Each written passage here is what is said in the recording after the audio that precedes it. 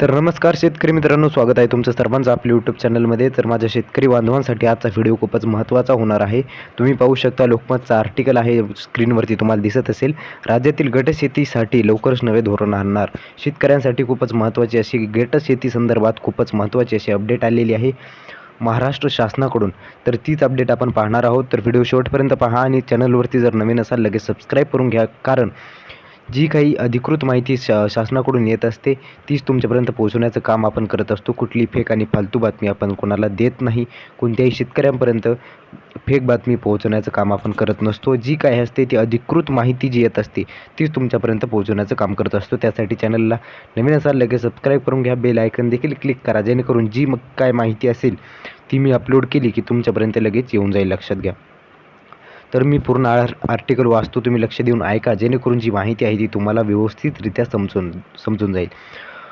राज्यात गटशेतीसाठी लवकरच नवे धोरण आणणार मुख्यमंत्री देवेंद्र फडणवीस. दिवसेंदिवस शेतीचा आकार लहान झाल्याने 75% शेतकरी अल्पभूधारक झाले आहेत. त्यामुळे गटशेती महत्त्वाची आहे. त्यामुळे तंटे कमी होऊन यांत्रिक शेती शक्य होईल. लक्षात घ्या. म्हणजे तुम्हाला कळालंच असेल की दिवसेंदिवस जो शेतकरी आहे, आपला 75% शेतकरी जो आहे तो अल्पभूधारक होत चाललेला आहे. त्यामुळे गटशेती संदर्भात म्हणजे गटशेतीच्या माध्यमातून जी अल्पभूधारक शेतकरी आहेत त्यांना यांत्रिक शेती कशी शक्य होईल या संदर्भामध्ये यांत्रिक शेती शक्य करून त्यांच्या जीवनात कसं परिवर्तन आणता येईल या अनुषंगाने मुख्यमंत्री देवेंद्र फडणवीस यांनी एक घोषणा केलेली आहे की लवकरच आपण नवे धोरण आणणार आहोत. लक्षात घ्या. शेतकऱ्यांच्या जीवनात परिवर्तन होईल म्हणून गटशेतीसाठी राज्यात लवकरच नवीन धोरण आणले जाईल, अशी माहिती मुख्यमंत्री देवेंद्र फडणवीस यांनी दिली आहे. शेतकऱ्यांच्या जीवनात नवीन परिवर्तन होईल गटशेतीच्या माध्यमातून, आणि गटशेतीच जर आपण केली तर यांत्रिक शेती देखील शक्य होईल आणि त्यातून जास्त उत्पन्न वाढेल आणि शेतकऱ्यांना जास्तीत जास्त यश प्राप्त होईल आपल्या शेती व्यवसायामध्ये. तर या माध्यमातून खूप अशी महत्त्वाची अपडेट ही आहे.